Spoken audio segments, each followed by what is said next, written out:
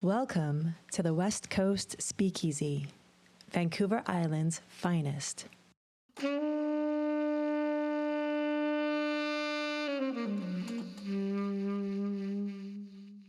Thank you very much for coming. Yeah, It thank you was so my much.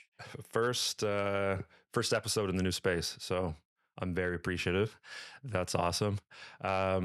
Lots of stuff I wanted to talk to you about, but the first thing I was thinking is I came across this quote of yours, which was "Spray paint more than anything has brought me closer to my culture," and that is the. I was thinking that would be awesome to start with, if you don't mind.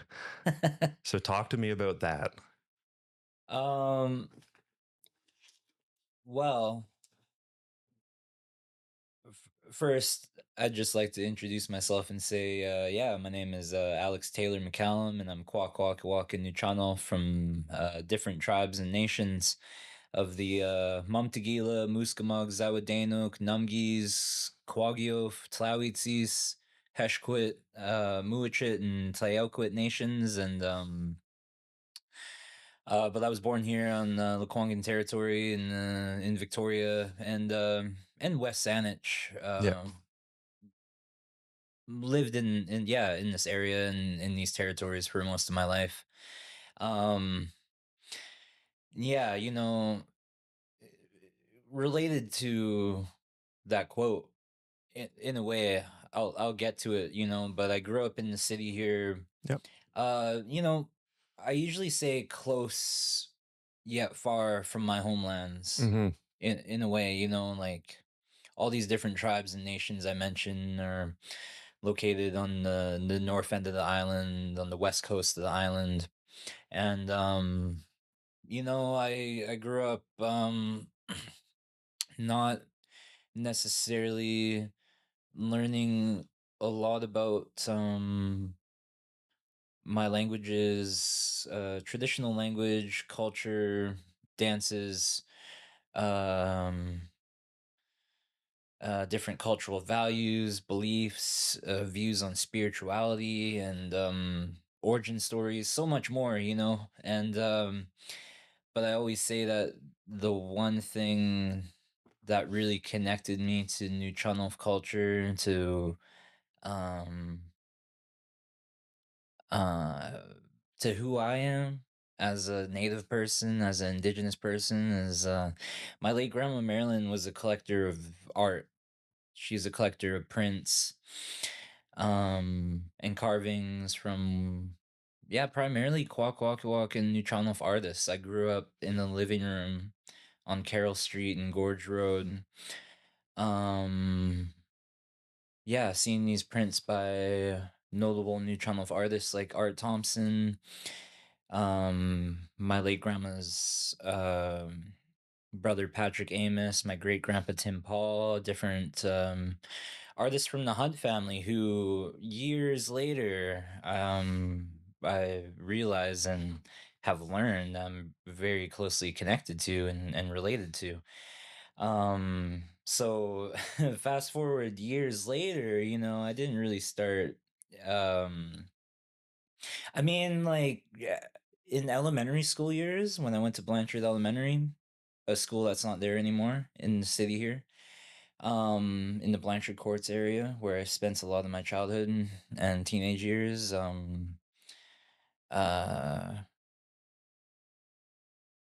um, yeah, I always had an interest in artwork and drawing. I always liked cartoons, of course, as most kids do. And Looney Tunes, The Simpsons, and so much more. And comic books, superheroes, a lot of Marvel stuff. So from a young age, I was drawing. Um, One memory I have in kindergarten is of our late community member who since passed away, Mr. Clark, Alex Clark, who taught a lot about West Coast Indigenous art and stories in schools. I remember him talking about one of the most common origin stories along the west coast of the raven releasing light into the world and so on and so forth in kindergarten, and maybe trying to recreate some of these drawings back then. But it wasn't really until like my teenage years when I was in S.J. Willis alternative school, where in the art room there in art class, I really had the idea that I really wanted to start creating native artwork myself, West Coast form line. uh we would call it, and I'd look at the different books they had about form line and the Pacific Northwest Coast art in that classroom, and I was really supported in that school, um by the different staff and teachers who really supported my creativity, and yeah, it's kind of there where I started yeah, experimenting with painting and thinking of different designs, thinking of yeah, yeah, different designs I would later create. And but back all this to say, back to that quote Mhm. you brought up. I can't remember when I said that. I don't know. And yeah, it could Oh, have been years ago. yeah, Mhm. yeah.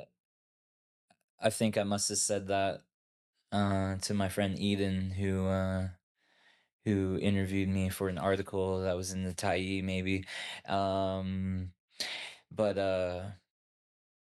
yeah, I was inspired to use spray paint as a way to create um Northwest Coast art, Kwakwa, Nuu-Cha-Nulth art. Um, Developing my own individual style as every artist really does, um use that inspiration from these old designs and family artworks, and eventually really creates their own unique individual style. um I was really inspired by artists like Cory Bulpit from Haida Gwaii, uh who I was really inspired by his work before I met him, and he became a good friend of mine when I moved to Vancouver in 2014 after traveling with my late uncle Bo Dick across Canada. I was really inspired by his work because I saw something online about an exhibition that he had going on, probably at the Bill Reed Art Gallery at the time. And there was some pieces in that which showcased his use of spray paint to really create authentic Haida art. Mm. It's like it's used with this non-traditional medium of a spray paint and aerosol, um and it is work that incorporates this graffiti style, maybe with drips or with uh different incorporating this graffiti element into what he's doing. But when you look at it, when you look at the murals that he's done and some of the big scale paintings that he's done, we were just talking about it, he's often creating designs with one shot, meaning no cutbacks. Mhm. He's not going over um That with must be difficult to do, I would think. absolutely, Yeah. as somebody who paints, it's absolutely difficult to do. I really try my best to think about that whenever I'm creating a mural. I really want to try to do things um to the best of my abilities with one shot. Right. Really, um yeah, I just find so much inspiration in the way he uses a paint can Mhm. to create these designs. But yeah, again, when you look at it, you can just recognize the Haida style, Hmm. you know, just as a fan of an observer of West Coast art from all tribes, whether it be Coast Salish, Gitxsan, Tsimshian, Tlingit, Nuu-Cha-Nulth, Kwakwa. Every nation and tribe has their own unique individual style. Like Hmm. every artist has their own unique individual style. Um, when you look at his work, you can just tell that it is Haida, Right. and it's just so. I guess my goal is I've been utilizing the paint can. I'm trying to I don't know, really, for one, honor my ancestors to the best of my abilities, and it's really serious spiritual, physical, mental work, doing big scale paintings um with spray paint. It can be very time consuming, but I love it because you can also create big designs in a short amount of time. Hmm. uh um What's the process like for doing that for the murals? well, I always, of course, start with the background, usually bucket paint, some kind of background color, of course, starting with that. Um, I think, of course, a lot of muralists really. I know muralists who will take a picture of a wall and utilize the iPad and create some digital sketches and show clients exactly what they plan to do Hmm. in this space. I I for one really have rebelled against the idea of doing digital art. I really don't.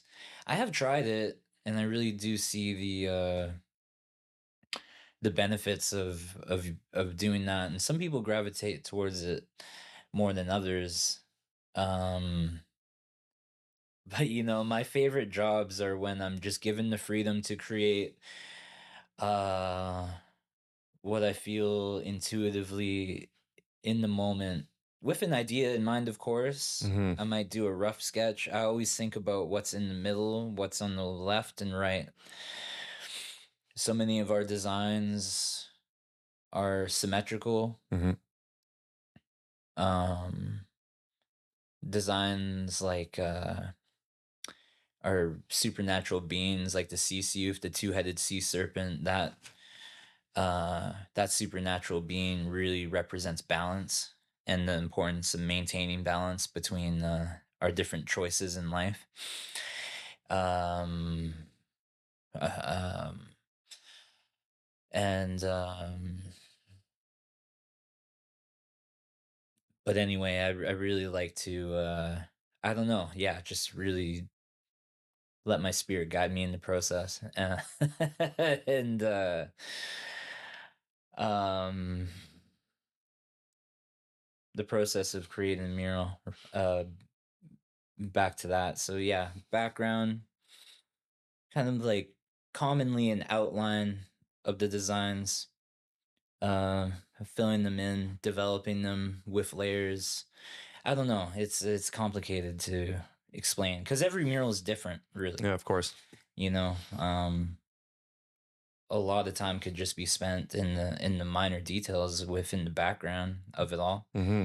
um yeah, and I've just been basically doing this for I guess over 4 years now, really professionally as a primarily self-employed artist.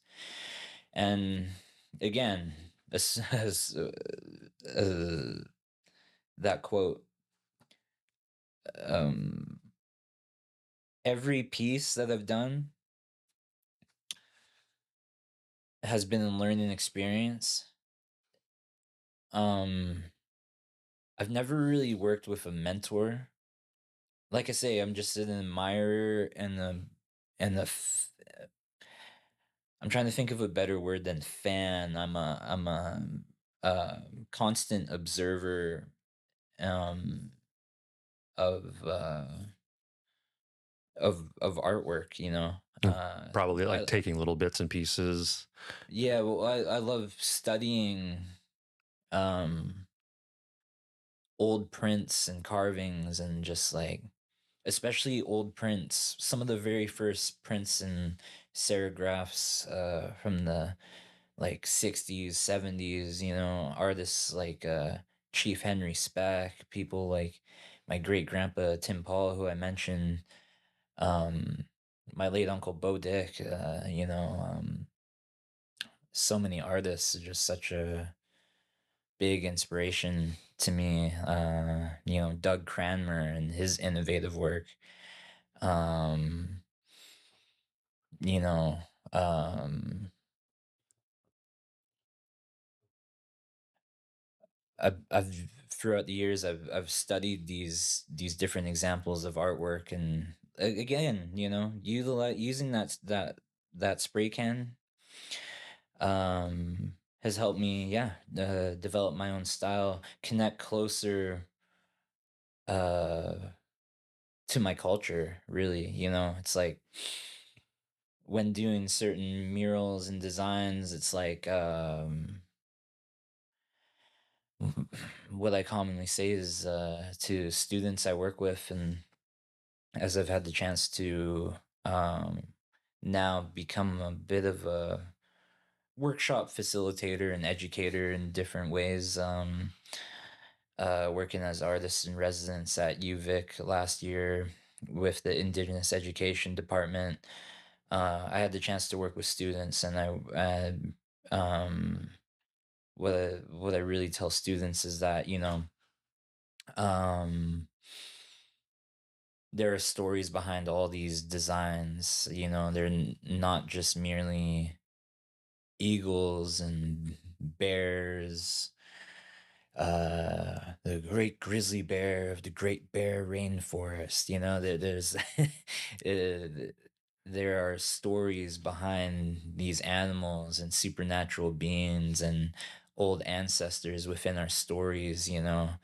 um and it's really important for me when I'm doing work to learn the stories behind what I'm creating, you know. Oh, I could go on and on about my journey these past 4 years, but you know, a big moment for me,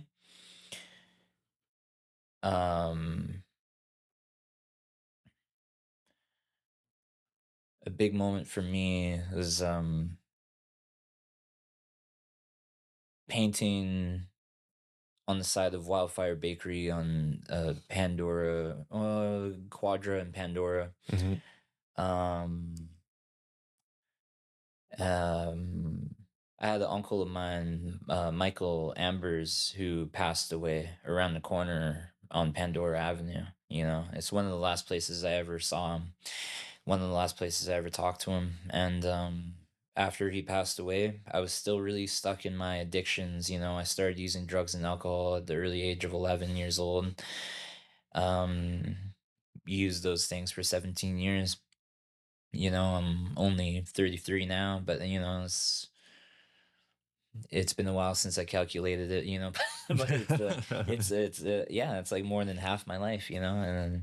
And I found out, yeah, honestly, when I was still drinking, I found out when I was drinking, and it really hit me. And I thought soon after that I just really want to paint something for him, Hmm. because around that time, you know, I started painting at these places like Wildfire Bakery. I did something there before with a friend of mine, Kay Gallivan. Um, Was that your first? It was with Wildfire, like your first commission, or? no, no, no. So, like I'm saying, I first started painting at places like Wildfire Bakery and the trackside, what we call the trackside. in the local community here, which is a series of painted walls, a series of walls along the E&N Trail in the Vic West, Esquimalt area. Mm-hmm. And, you know, these are places where both of these places are what we would call in the local graffiti community and the local arts community legal walls, Right. meaning Okay. graffiti artists can paint at these walls. There's no one curating really who paints there necessarily. Mm-hmm. It's kind of like an unspoken rule, unspoken protocol Yeah. to how things work in these places. That's You pretty know, cool. Yeah. you know, it's like,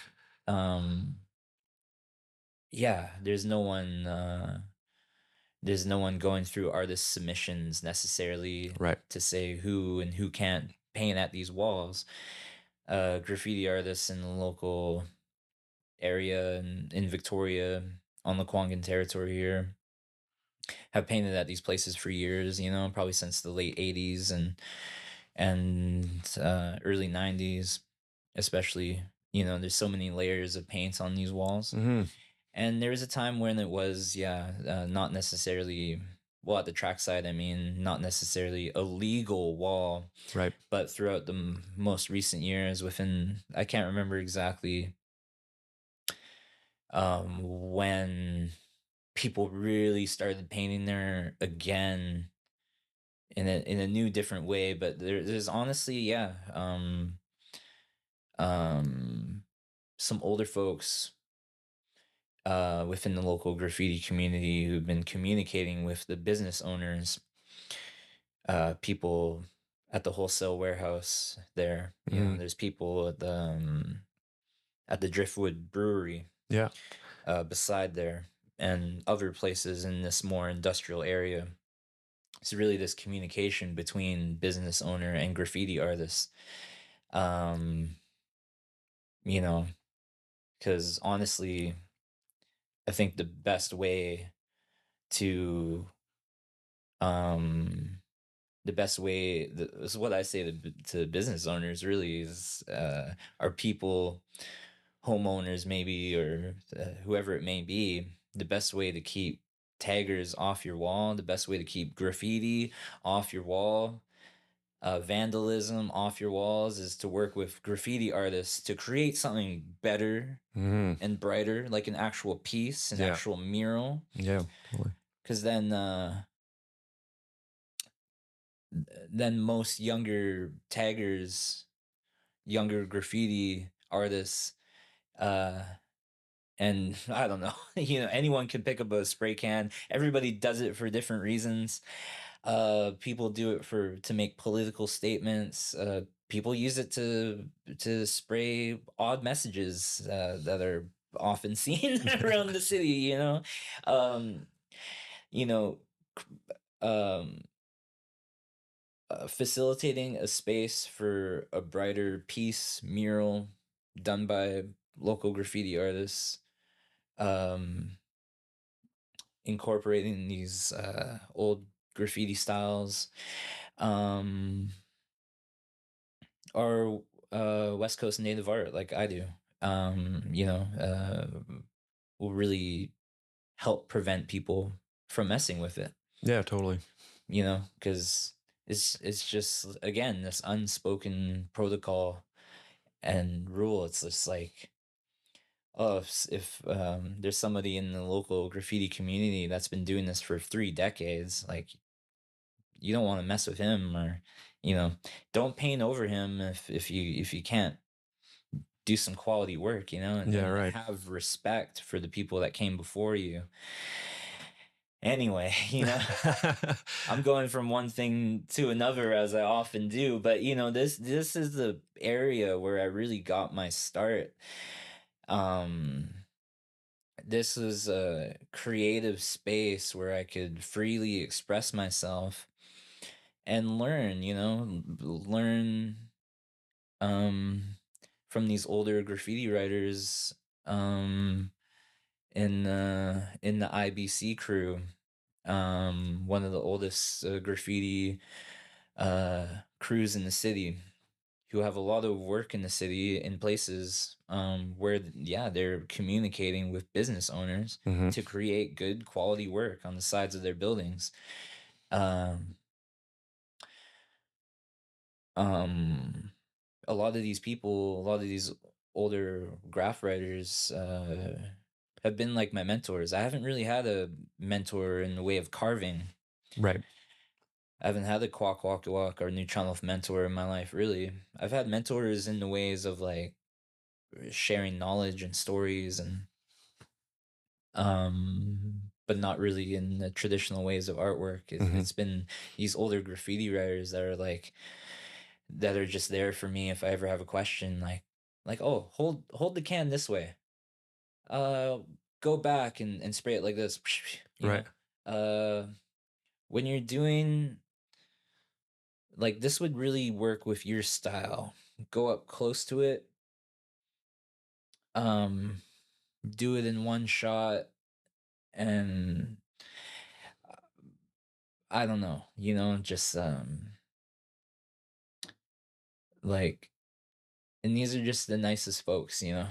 It's like when you see these names around in the city, when I was younger, it's just like, oh, I wonder what these people look like. I Mhm. wonder who's doing this. I wonder eh, um And now you know them all, and not necessarily them all, but yeah, like but some of them are friends of yours, I imagine. And oh yeah, like especially those older graffiti writers, like I say, they're just like mentors to me. They're always there if I ever have a question about art, because a lot of them are just like skilled artists, who work professionally as artists. Um, anyway, I can't talk about the trackside without talking about my friends. Because yeah, just honestly, that place means so much to me. It really does. Honestly, like it provided me a space again to further enhance my skills and do bigger scale things.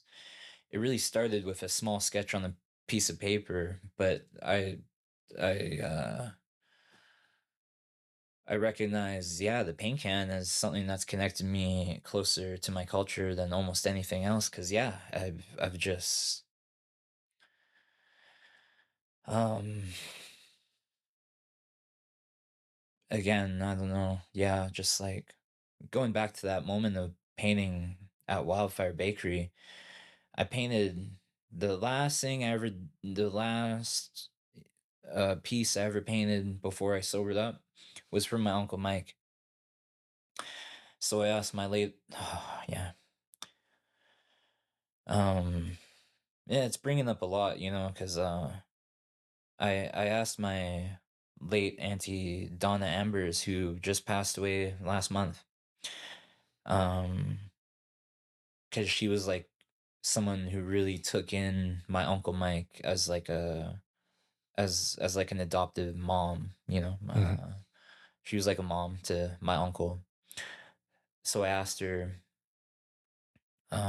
what should I really want to paint something for him. What should I paint for him? Say, oh, you should paint a seagull for him. And I think a lot of people, when they think of West Coast art, might not think of a seagull as a prominent figure in Mhm. in our artworks commonly seen. But from our Mumtagila side of the family, where both of my grandpas come from, our origin story has to do with a great supernatural seagull called Matagila. And I said, okay,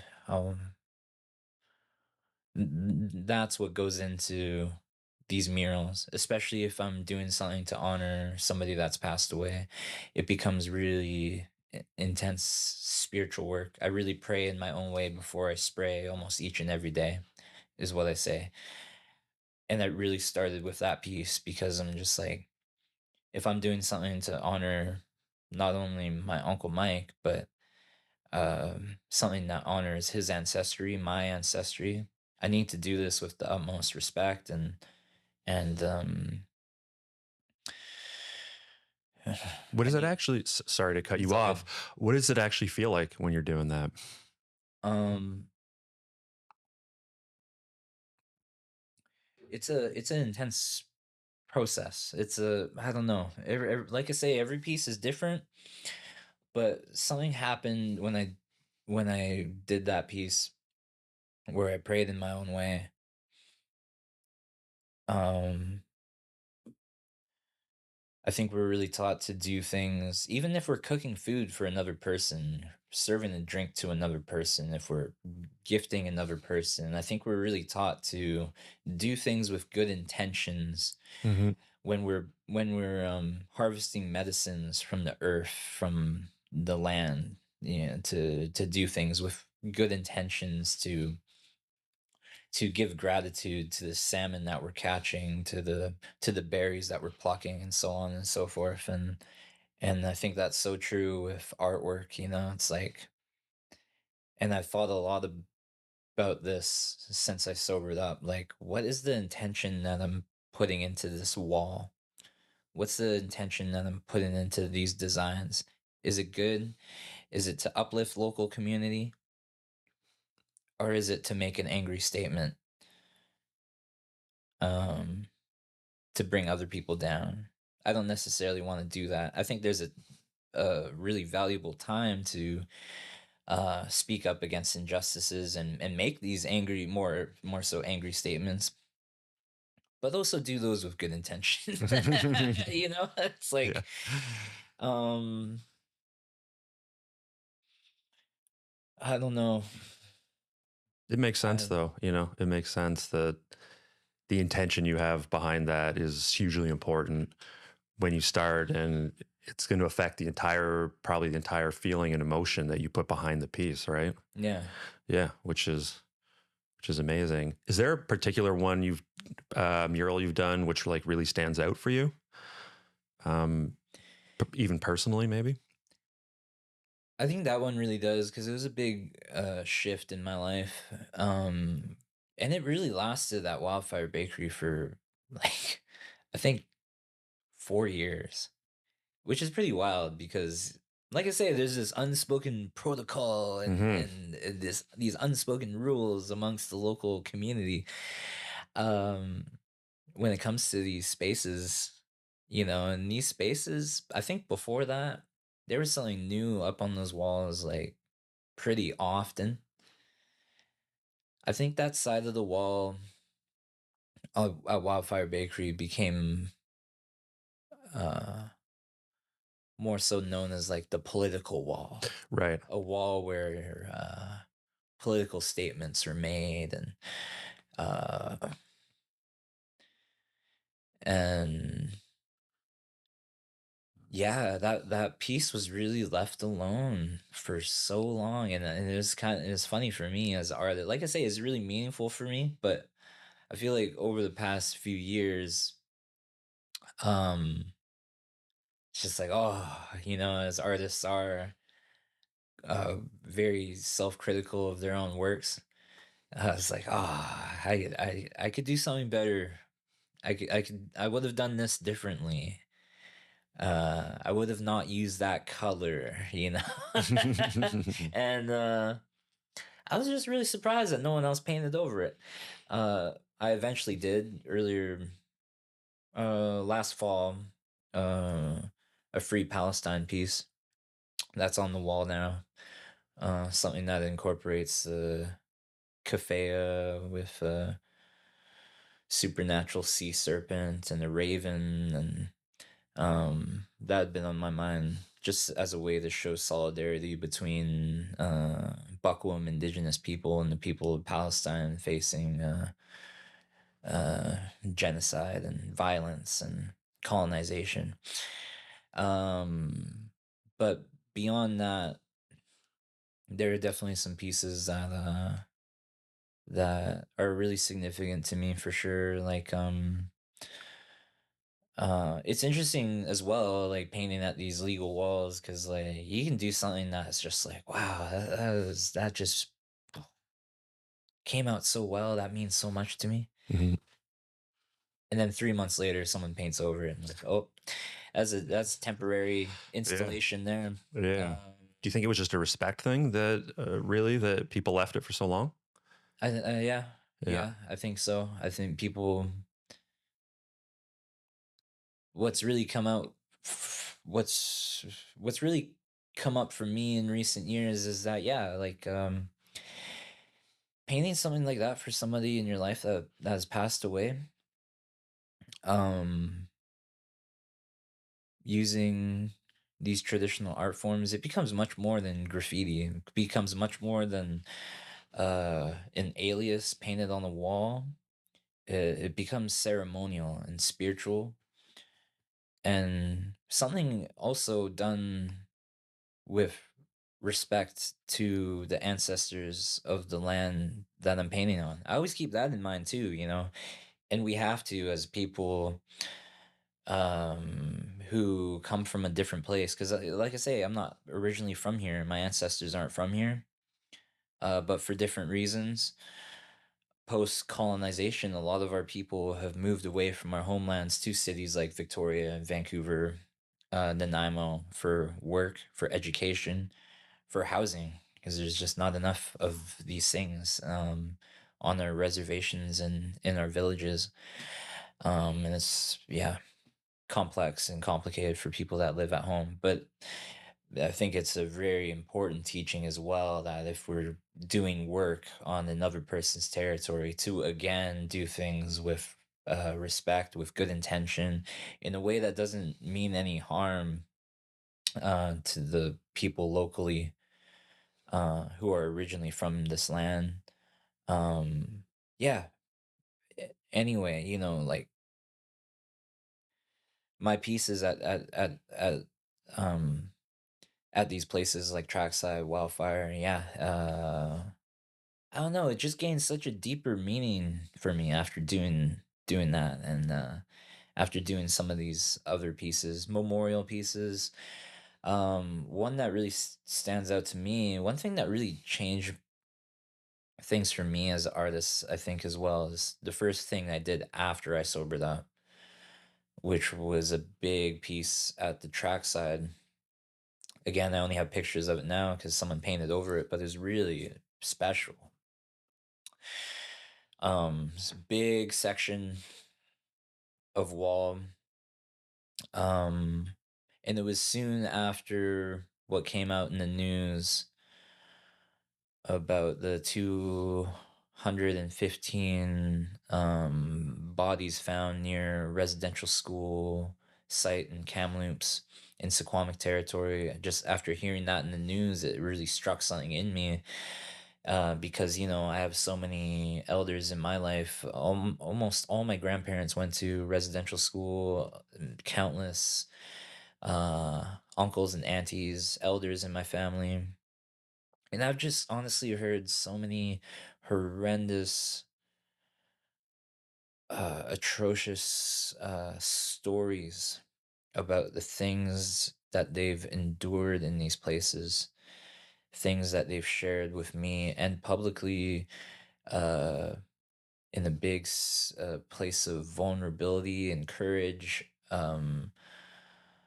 Really sad, sad stories. Just as a parent, I couldn't imagine my kids at that age, their age that they were when they were in these places, going through, you know, um, and, you know, I can't get into that because I've realized um, that, of course, that, these stories of my grandmothers just aren't necessarily mine to tell. Mm-hmm. That's their story to tell. If one day they ask me to share their story, then I would take that responsibility very.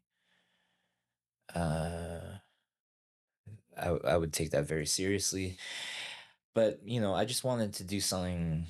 Again, there's something in my core, in my spirit, that just compelled me to want to uh, paint something for my elders that went to these places. It's very much known within their communities that children passed away in these places for a variety of different reasons, you know. In Alert Bay, there's St. Michael's Residential School. There's children who, and it's documented, you know, there's children who tried to swim away off the island and did not make it, trying to escape these places. You know, I wanted to do something that really honored my elders who survived this horrendous form of treatment, and also the kids that did not make it, and also something that honored my kids, um, Gila and Rudy.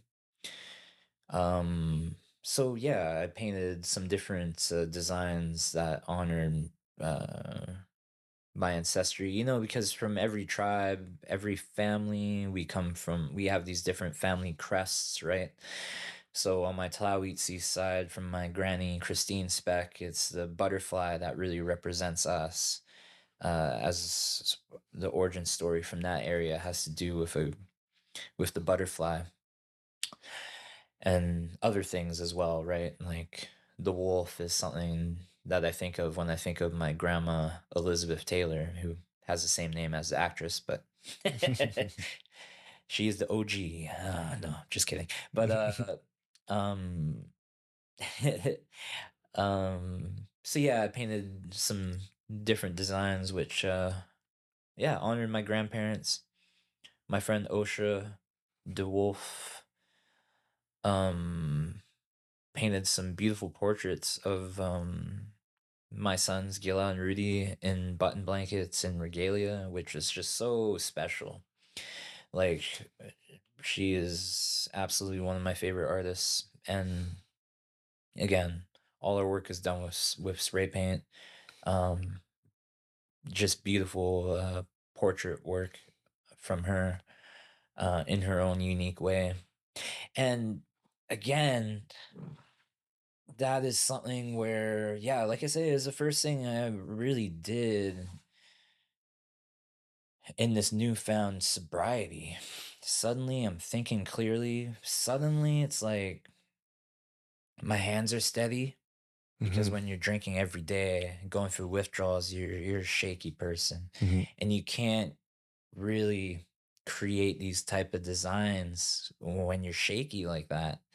You know, I look at my old work and I can see that You can see the difference. yeah, Yeah. I can see that my spirit wasn't really fully with me, you know, the spirit.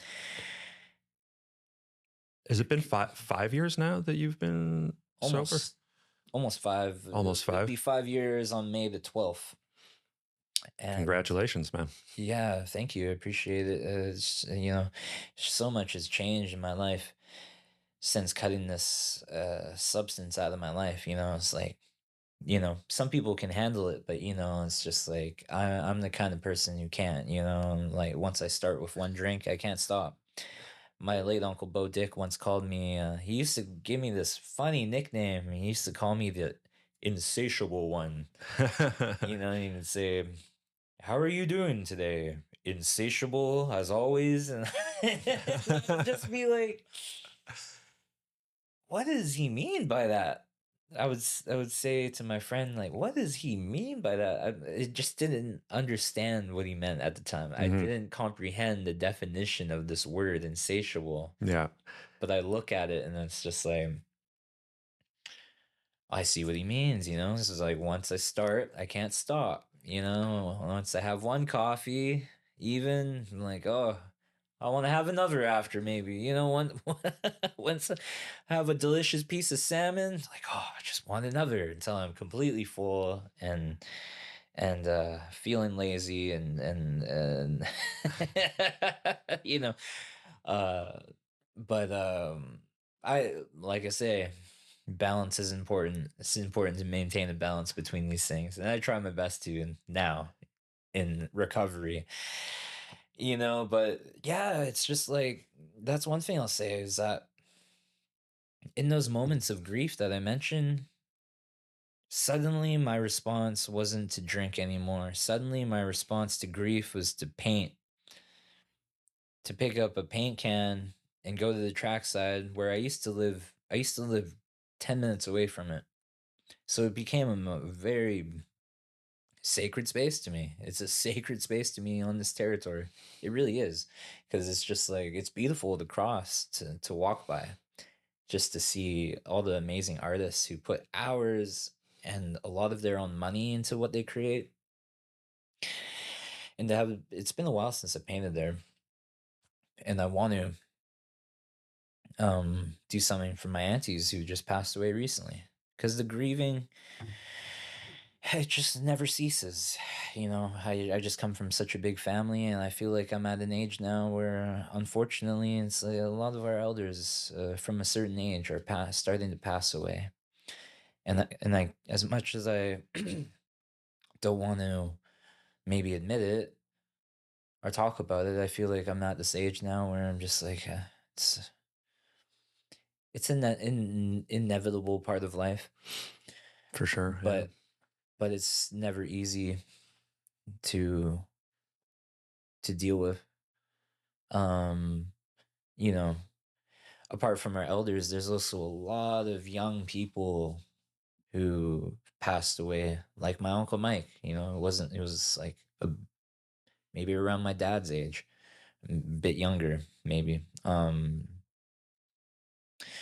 A lot of younger people passing away due to the effects of drugs and alcohol and fentanyl and so much more. I've known so many people that have passed away in the past decade.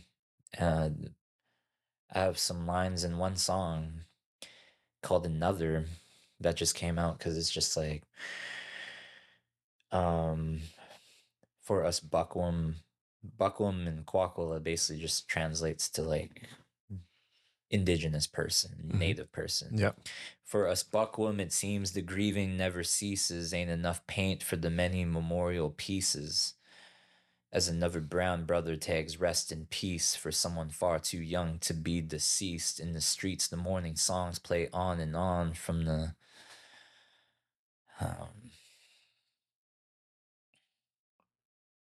morning to the night and dusk till dawn. Just that first statement, you know, just there's not enough paint for the many memorial pieces that I would like to do. There's not enough time, it feels, in my life to be able to paint the amount of memorials that I want to do for the people I've known that have passed away. It's crazy. It's sad, but you know, like that's why I say that painting, music, the different creative work that I do is just an integral part of the healing process, because it's just like um yeah, just through a paint can, just through the mere act of writing that person's name is just a simple way to honor that person. Simple yet complex and special and significant. Anyway. Thanks for that, though, man. Do you want to talk about maybe the music now? Your hip hop, and because you've got the album coming out at the end of the month, you were saying. Yeah. Yeah. In the past, almost 4 years now, I started performing under the name of PINDN. Because, like I say, in sobriety, with this newfound clarity, with cutting the substance out and suddenly thinking clearly, feeling healthier, with all that comes a lot of reflection. After 17 years of blacking out on and off, after 17 years of getting myself in dangerous, chaotic situations, after 33 years of a childhood that wasn't always bad, but at a young age, I saw the effects of drugs and alcohol on my family and my community, and I seen the way it could negatively impact the people I loved around me, and it really gave me anxiety at a young age, being around parties and stuff. You know, it evoked a lot of fear in me. I thought it smelled bad. at a young age, and you know, so suddenly after cutting this substance out, it's like I'm reflecting on all this, reflecting on everything that I've gone through. It was quite overwhelming. At one point, I remember like, oh my gosh, it's just like every memory from my past is triggering to Hmm. me. When I walk the streets of Vancouver, um, even now, uh, after 4 years, not drinking, it's like when I go back to Vancouver, it's like everywhere I go, some kind of memory comes back to me of drinking. Yeah. Because I spent a lot of time traveling around in the city and drinking. A lot of time in downtown Victoria and a lot of places here in the city, drinking. And it's like, for me at first, just walking downtown was really hard. Uh, I wear these vests and it's just a part of who I am, but I used to love wearing my vest or like a good coat with an inside pocket, so I could put a Mickey of whiskey in it or a beer, So just like walking downtown at first was hard. Like I love live music of all genres. I've gone to shows in the city here since I was 13 years old, and a lot of punk rock, heavy metal shows of all kinds. Um, going back to those shows was really hard because I realized the local music scene is a big part of my trauma and addiction. Mm. Rock and roll and heavy metal, that rock and roll, live fast, die young lifestyle is just a big part of my addictions because I really gravitated towards that. All my favorite musicians, singers, songwriters are addicts. Yeah. I just think they write the best songs, really, that I could relate to, whether I'm in active addiction or not, And so, with all this reflection and newfound clarity, just I just felt like, oh my gosh, I gotta write these things down. I think another part of it too is that like I wrote lyrics since I was like 13, but I lost my lyric books when I was drinking. Up until I would write a bit here and there, but yeah, I would lose my books all the time. I'd lose everything, everything in my backpack that I carry around with me. I'd end up losing it if I was out and about drinking.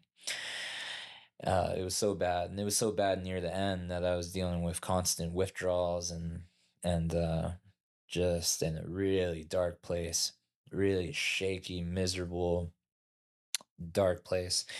So What was the final thing that you think, or the final straw which helped you get clean? it was um it was around that time I did that mural for my uncle Mike because I was thinking like like I said, I just talked to him Hmm. on Pandora Avenue Right, when we were drinking. and then he passed away. Yeah, and we were talking about wanting to get better. That was one of our last conversations, is how we wanted to go to treatment and be there for our children. Um, And- and so I just knew with him and others that have passed, I was like, if I don't stop, like that's gonna happen to me at some point. It's like kind of inevitable Mhm. in the way I was. But also, like, I think one of the last straws of was just like, there's a lot. There's a lot, but really it came down to like suddenly nobody wants me around. The mothers of my children don't want me around if I'm drinking. It's affected my relationships. It's affected my ability to work and do the creative things that I love, because I've always wanted to do this type of creative stuff that I'm doing now, but I had opportunities to work in film, um to share my artwork more publicly, to before I sobered up, but alcohol in some way or another really negatively impacted all those opportunities. Hmm. And it's really sad to look back on, but it's like can't dwell on the past. We got to learn from our mistakes, for to make a better future for ourselves. And um so yeah, a lot of these songs came out of this reflection, this need to let things out. To It's like a AA meeting, right? Like a lot of people go to these meetings um to share in a circle, to share what's on their mind, um to share the hard times they've been through. um Songwriting is like that for me. It's lyricism is a form of storytelling, just like artwork is. All these things tell a story, unless they're really abstract. And like I do like doing art like that, and I don't know, maybe some songs like that with my band that are quite abstract. And but um yeah. Did you collaborate with a lot of other musicians on this album? Yeah. Yeah, so I got a grant from the First Peoples Cultural Council to record an album. And from the beginning, I had the idea to call it Spirits Back, as myself and other people in recovery are reclaiming their spirits back. Native people are reclaiming their spirits back as we reconnect to our cultures. And um but from the beginning, I've wanted to work with yeah, a variety of different people as opposed to one DJ, one beat maker. As a Hmm. lot of old school hip hop, Yeah. is very much like that. And there are some DJs and producers who I feel that connection with for sure. Local buddies like my friend DJ Benny the Jet, my friend Felonious Parker in Vancouver, who just has a really special way of collaboration and beat making, and just such a skilled producer and musician and talented artists themselves. But yeah, I work with a variety of people on the album. Uh, my friend Jesus Estevez from local band Blase Blase, and formerly of Ilvis Freshly, produces a couple songs on it. Do you My do you get beats from people, or do you sort of work with them to create the music? um every song is quite different. There's a variety of sounds on this album, and other songs that I do. Some of these beats and instrumentals have been collaboratively created with the producer or musician, and some have been previously made, sent to me, and I've really gravitated towards it, articulated my words to it. Or there's a lot of songs, like after sobering up, I just wrote so much. I was just writing so much, and so in a different way, trying to find beats that worked with these words, trying to find sounds that worked with these words. Um, but yeah, I've just like I was saying, as a fan of music of all genres, I've been really interested in approaching the beat making instrumental process in a bit of a different way, working with musicians personally. Um, like my friend Sina Velezida, um, who's a really talented drummer, has become a main collaborator of mine. And there's some songs that we've developed, just me and him Hmm. performing live, just him playing drums, me rapping to it, adding this heavy punk rock element to kind of what we're doing, because I love that type of music. Um, and through working with him and our bassist, Sammy K, Um, yeah, I do some shows with them as a band, the Nation of Creation, and yeah, they provide the live instrumentals for me to articulate my words, my words to, and it's always a fun, wild show. It brings such a different energy to it when there's this drum beat, live drum beat, as opposed to electronic drum beat. And I love that too, you know. But there's something about having the live drums there. And I think a big part of that is like in our culture, we're very rhythmic, musical people. We're taught to move our feet to the beat when we're on the dance floor in our ceremonies. And yeah, drum and sing, harmonize together, work with the other drummers beside you, blend our voices together. But anyway, yeah, that's been another interest of mine, incorporating those traditional drum beats and sounds into music, into hip hop. So I have one song, and it really started with the idea of just having my Uncle Guy Louie Jr. Drumming a bit of a slower drum beat, like a morning song, because we always start our ceremonies and our potlatches with a morning song to acknowledge people in their lives that have passed away, so that we can wipe the tears away and continue on with our scheduled songs and dances and ceremonies. We always start with that morning song first. So that's the way I pitched this album, is to start that way and kind of end with a more uplifting celebration song or a farewell song. So I have one, it starts that way. There's a song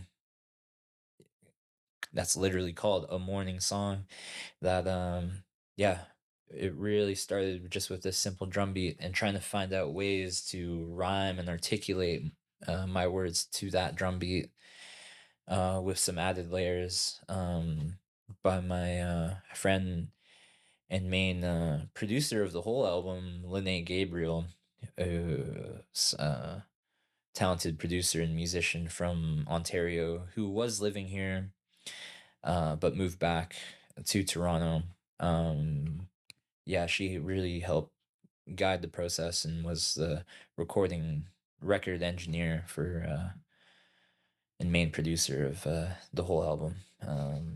Yeah, and there's more people collaborated with as well. Yeah, my friend Holly, uh, who it's just like one of the first beats she ever made was probably one of the most meaningful songs to me, which is a song from my grandma Marilyn. And that's one song where the beat really inspired me to write a lot. And the beat is just so beautiful and unique and different. Again, it kind of has this like almost traditional sounding drum beat to it, recurring throughout the whole song.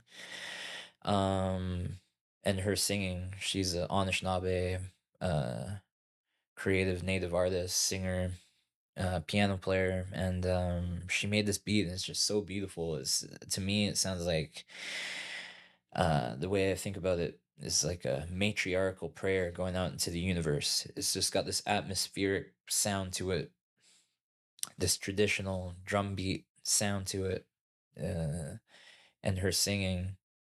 And so I wrote a song for my grandma Marilyn McCallum, who is one of the far too many murdered Indigenous women of this country. Uh, she passed away. I mentioned her earlier. I grew up uh, in her house. She really helped raise me, and it's a big part of my upbringing, and a big part of a big yeah, part of the trauma of, like, my immediate family. That loss was so immense. Things just changed after we lost my grandma Marilyn. things change in my household. Things change around my immediate Amos family, I would say. She was someone who really gathered the family together with dinners and family gatherings, and she was a creative person herself. From what I hear, she was an actress and in the theater, and Mm. she liked classical music. Like she got me into Beethoven at a young age, and like but she liked all kinds of music. One of my last memories of her is watching Much Music, and her really liking the song Angel by Shaggy. So whenever I hear that, I think about her. And so I wrote the song for her, and that's probably a song that I do that just has the that it just gets the biggest emotional response from people, young and old. I've seen elementary school kids relate to it, or not relate to it, but react to it. And I've seen elders, um old white women in their 70s and 80s react to it and come to me with tears in their eyes, just saying, just like, I just love your song for your grandma. It's just moments that really mean so much to me, that my thought about the song is that, it's just like, although it is a contemporary song, we have a lot of traditional songs. Again, like those memorial murals that honor people in our lives that have passed away. It's really important, I think, within our culture to do that. We have whole potlatches that are based around the memorial of someone important in our families that have passed. And although it is a contemporary song, it is like an honoring song. It is like a mourning song that acknowledges her. And um there's a part in the chorus where I say, and it's very interactive with the crowd, like, her name is Marilyn, say your name aloud with me, Marilyn. People in the crowd can't help but, of course, say her name back to me. So in that way, it's like we're collectively honoring her spirit, and acknowledging her story. So it's just not another um obituary in the Times Colonist that was recycled. It's beyond that. So so she's gone but not forgotten, and it's become such a special song, and it all came from that beat. you know um I've always wanted to do some kind of song for her, and it's become such a special song. Yeah. Yeah, that's amazing, man. That you've got that outlet and that you can use the music in that way to keep keep her memory alive and honor her. I think is special for sure. Yeah, that's a story in my family that in our cultures we have traditional ways of grieving, really. That's why we have these ceremonies and these songs. And I feel like I was just never able to really let go of her, as they say. Like, it really hit me when I was a kid. And at first I didn't cry because I didn't really understand and grasp the idea of loss and losing somebody permanently in this world. And then I was sitting in this ceremony we were having for her in the Laquaman Big House, and um on the near the Esquimalt Reserve, and it just suddenly hit me there as this ember from the fire just like came and like landed. like on my face, and I just started crying, and I couldn't stop crying, and it just hit me then, and I just never see her again. And then I feel like years later, as a teenager, I heard the story of how she passed away, how we lost her, and it's just like grieving all over again. And I feel like up until my adult years, I just haven't been able to fully like let go of her. And I feel like through the song, it's really allowed me to. Like the first time I ever did it, it was very emotional. And it always is emotional. I feel like as a hip hop artist, as as I say these rhymes to myself and repeat them to myself enough times, it becomes fully ingrained in my memory, in my body, in my mind, you know. So I guess to a certain degree, somewhat become a bit desensitized to the content of these songs, which can be a bit heavy. Not fully desensitized, but you know what I mean. It's like it's just so ingrained in my memory. But yeah, it's always emotional, and there's some times when I do it, it's just more emotional for me personally than others. But yeah, it's just again so integral within the healing process. And, um, it's just so special to do that in these different venues, different places. I've done it, you know, in outdoor shows in the downtown streets of Victoria. I've done it in my homelands in Kingham and Alert Bay, in Vancouver, in a bar in Surrey last year.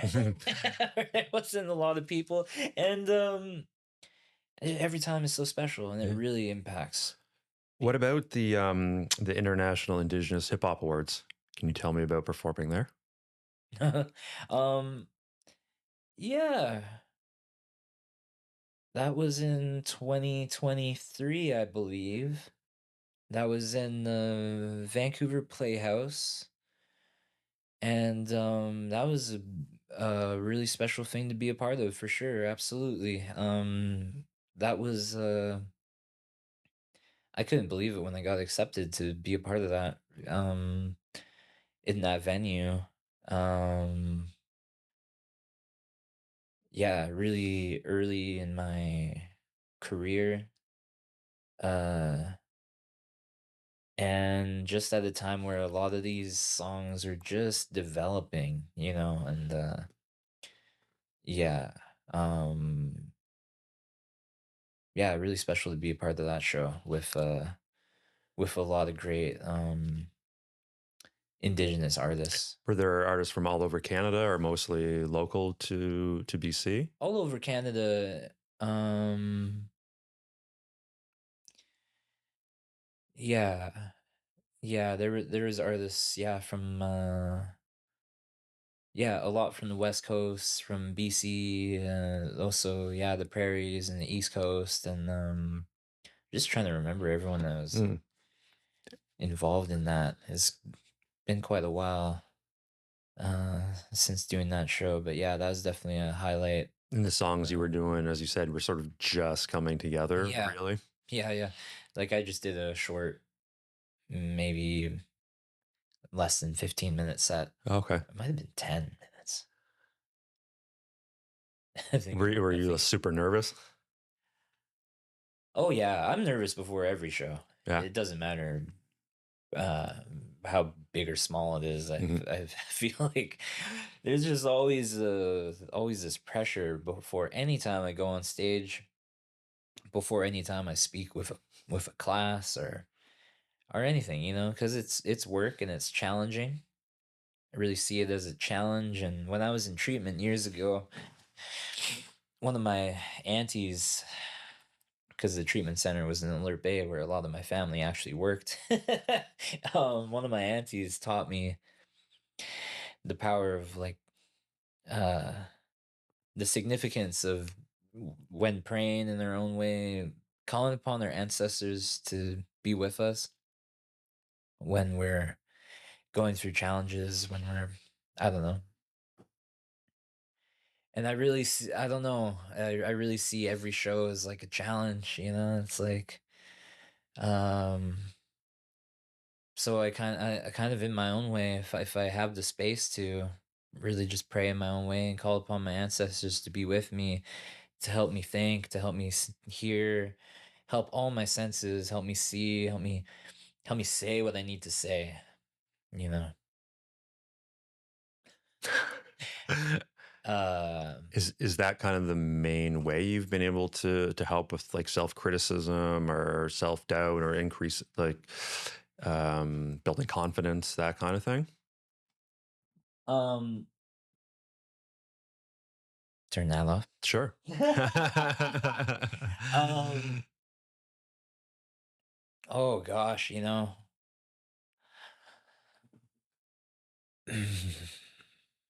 I think um I think when I was really struggling in my addictions, I really struggled with that Mhm, from a very early age. When I think back to my childhood, you know, just like kind of lacking that self confidence around certain things mhm,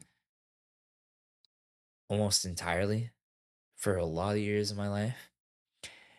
When you know, alcohol is really a depressant, um, and when you're depressed and sad, it especially is a depressant and adds to the depression. And I think when I was lost in my addictions, I was really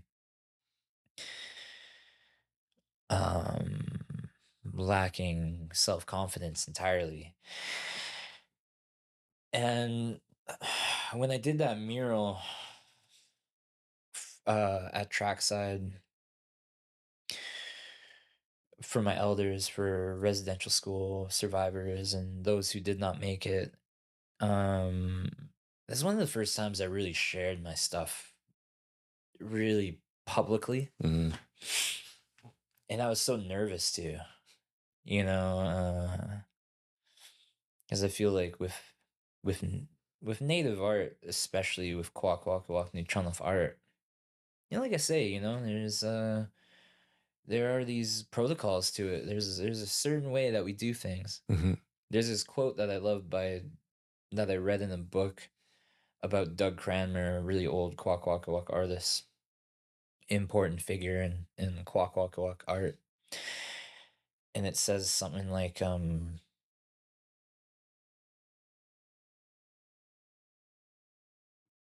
break the rules, you got to know the rules.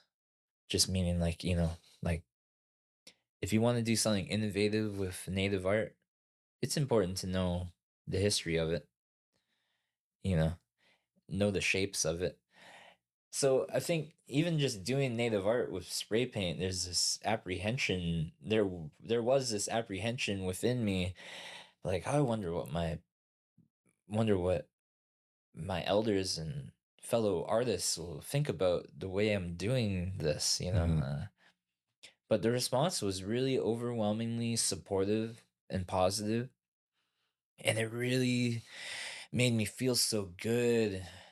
You know, I still struggle with that, like self confidence at times, you know, but it's like I'm just steps, many steps ahead of where I was before. I really, when I think about it now, I really lacked it almost entirely before. And I think through these different things, I've really gained a lot. And with music too, like I was really apprehensive to share my words. I was really apprehensive to even try to rap. Mm. You know, I was thinking like in my mind, like, I don't know how MCs and rappers remember all these words, you know, and articulate them to a beat Yeah. and make it sound good, you know. And but I found that I could, just as a fan of music, I think, you know, pick it up quite quickly, just like hitting the beat, Yeah. just articulating my words to a rhythm, to a beat, to background music. Um, and it is honestly the responses I got from that very first show I did in Vancouver. It was at the Vivo Media Arts Center. I got some really meaningful responses and feedback from some audience members. Mhm. And honestly, it led me to getting an award from the Pro Arts Alliance, an Early Career Artists Award. Um, because someone in the audience at that very first show really gave me some really meaningful feedback, and it turned out that that person was the recipient of the previous year's mid-career artist award, and it's the recipient of the mid-career artist award who awards the next early career artist award. So from that, just from doing that first show, she said that she wanted to present me Wow. with that. And I was like, I was like, wow. Yeah. A little blown away. That's an awards ceremony that happens locally here in the city every year for the past maybe decade. Or, um, yeah. And like I say, you know, since I've been doing it, I don't know. I don't know. Something about that first show and the feedback it got just inspired me to want to keep doing it. Because people, I don't know, like these are just mere reflections from me and a creative form of self-expression. Um but I don't know, it's pretty wild once you put it out live, once you put it out on a record, everybody responds to it in different ways, and just the way I see people respond to what I'm saying is just, I don't know, it really encourages me to keep doing it. Mm-hmm. Is it hard to get used to? Yeah, I think so. I think absolutely. It's it, it my response to compliments and positive feedback often is like, "Oh no, nah, I'm not that good." You know, it's like um I think a big part of that is yeah, I think it's a big cultural value to be humble, you know. Um like I say, I don't know. It these are songs that came out of me sitting on the back of a bus writing to myself on my phone, which has become a big way that I write now, and I haven't lost it. Like the way I lost my lyric books before. And yeah, it is but it just honestly means so much to me. I think another big um thing culturally is that, you know, before different forms of colonization, it's like everybody in our villages, in our territories, had a role within the family, whether it's to be knowledgeable about traditional medicines that help heal others, whether it's to carve, whether it's to hunt, to weave cedar, um, to lead people on canoe journeys, to navigate the waters, um, to be a singer, a drummer, to be knowledgeable and remember all these dozens and hundreds of songs. Um, Everybody has a role, and I think just throughout, yeah, in my recovery in just the past few years, like this is my role, Mm-hmm. even though these lyrics and this music is contemporary genre music. Um, Again, I'm keeping those traditions in mind, these teachings in mind that I've learned throughout the years, and trying to incorporate them into these songs. Um, I feel like my role in my community, even just yeah, in the local arts community of Victoria, which I really love so much. You know, it's a big reason why I still live here, and because I love the local music scene. There's so many great local artists who I respect and admire, and there's great uh, local people involved in theater, you know, and which I've also had the chance to be a part of in the past few years. Something I never would have imagined I'd be doing. Acting in theater. There's just so many great creative things going on in the city, and I don't know. Like, I just feel like in this healing journey, I feel like, yeah, that's my role of that's what I want to do. It's what I've always wanted to do since I was really young, you know. I always wanted to do some kind of creative thing, you know, just as a fan of media, of films and TV and radio and music. I've always just wanted to I don't know, be involved creatively in some way and creating things, whether it's music. I was really interested in filmmaking when I was younger.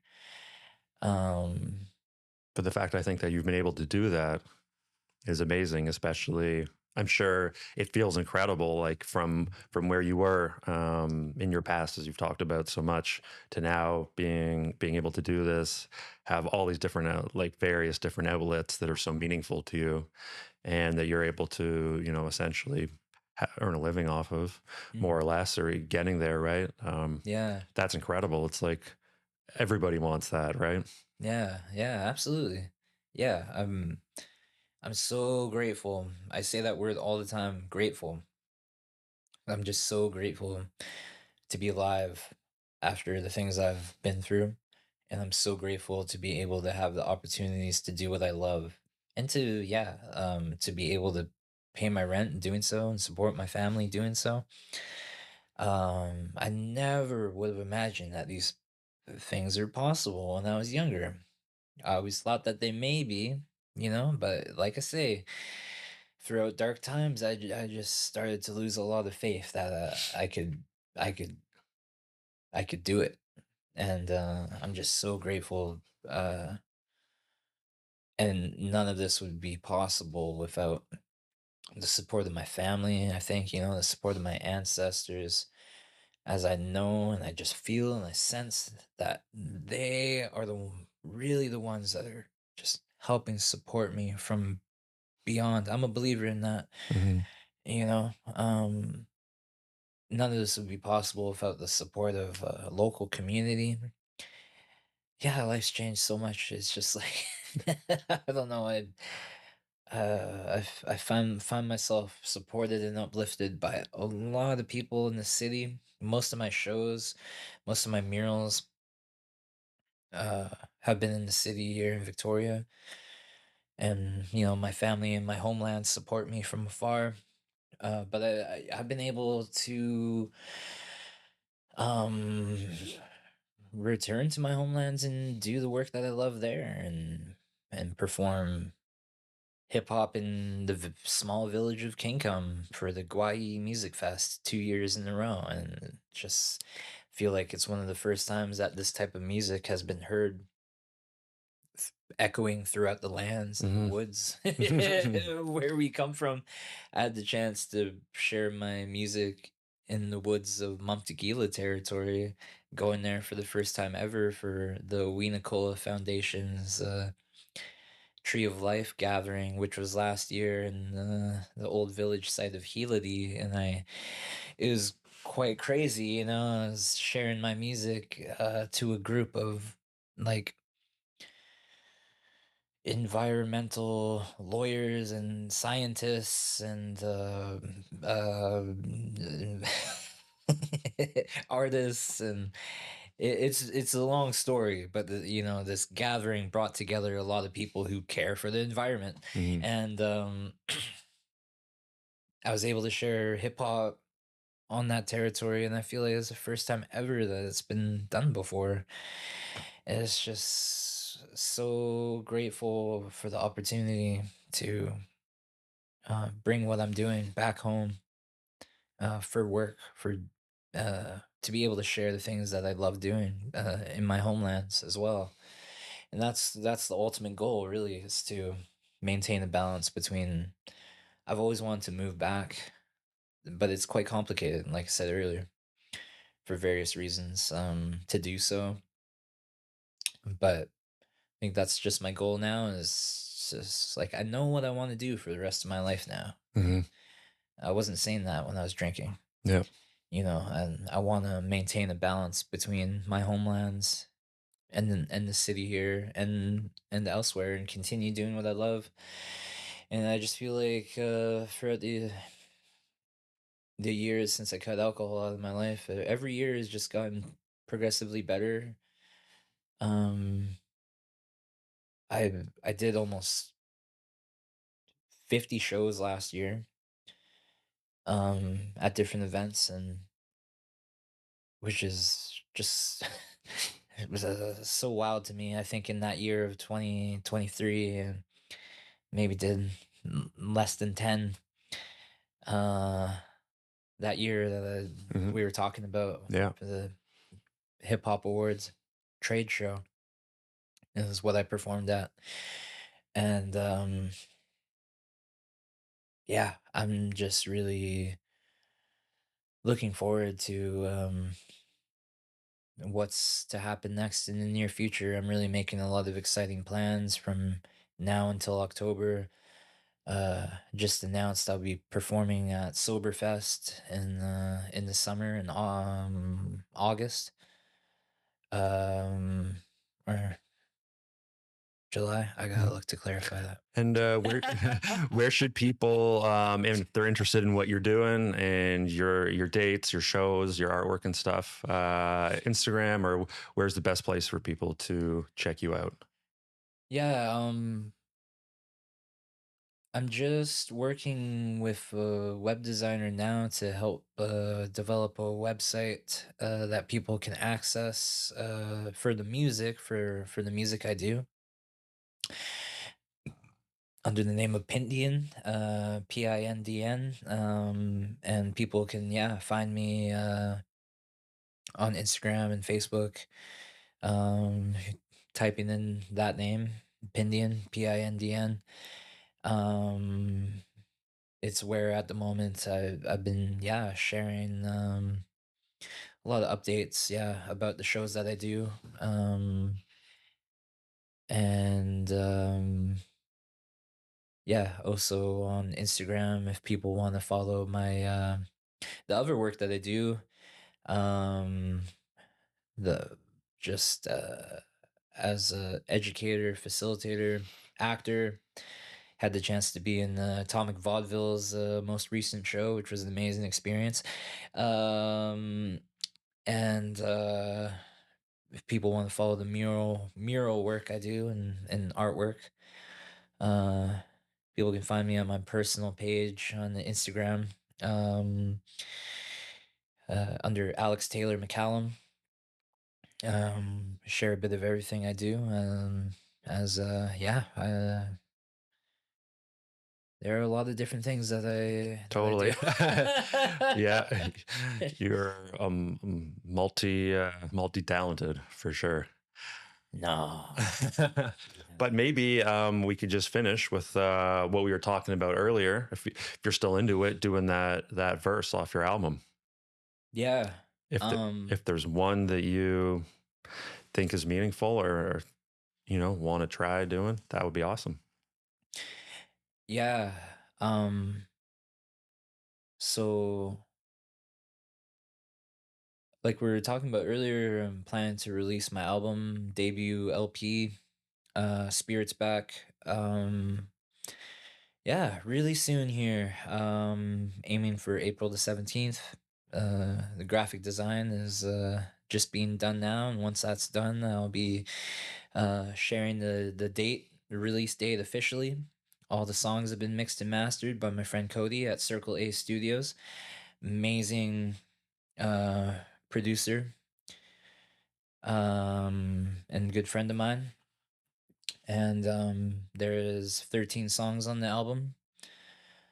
So yeah, I'll share something from a song I'm hoping to make a music video for with my friend Michael Paul Wright. We just had a meeting about it. And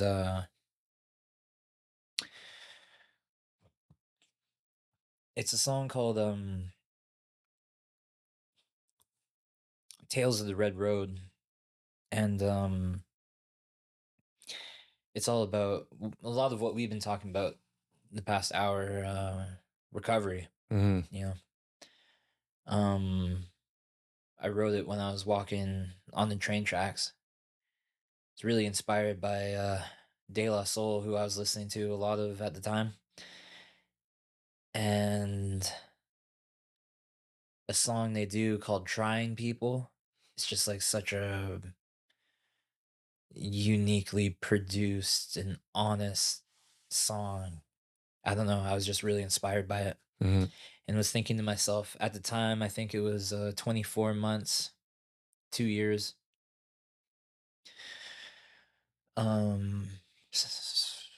Since I had my last drink, and so I just started kind of rhyming to myself, as all these songs usually start with one line. Just thinking to myself, 24 months now. 24 months now, no boozing. And then it makes you think, boozing. What rhymes with boozing? You know? That's the way all these songs start. What rhymes with that? Yeah. I never want to repeat myself. So I just continued on that day. And it's one of these songs that developed quite quickly. And it's just like 24 months now, no boozing. The red road is the path that I'm now choosing. I walk along the tracks to evade the city's intrusions, then trek home to steep a herbal tea infusion. Helps ward off that colonial illusion, cause firewater only propels the wheels of confusion. Trying to pick up the pieces of my mind I was losing, hard when so many memories are trauma inducing. It's like each and every recollection triggers me, nearly sabotaging my can control and symmetry, as if Jim Beam was pulling the strings with me like a master of puppetry. So many blood spit nights of delinquency, but now I'm elevating to a higher power's frequency, and the only thing I'm chugging is 2 or 3 cups of tea. Heck yeah, and make it a double as I navigate throughout the wreckage and rubble. A native like me was always into trouble, but the high was bound to burst like a bubble. Pop goes the liquor, great devourer of souls, consuming all that surrounds like a black hole.